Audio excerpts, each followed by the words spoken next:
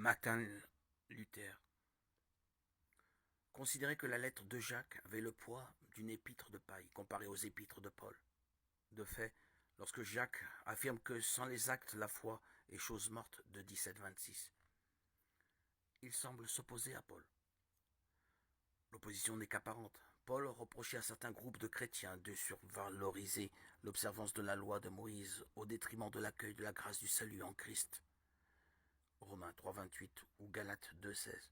Jacques, lui, dénonce une tendance à privilégier un discours sur la foi qui sauve, au détriment de l'action issue de la loi parfaite qui rend libre.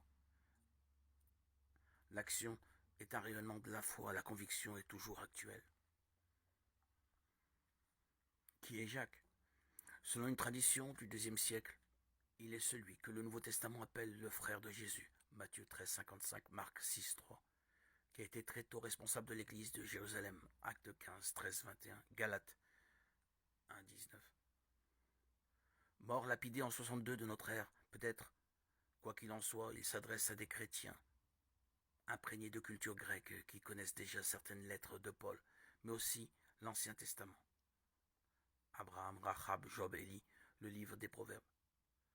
Il nous invite à voir large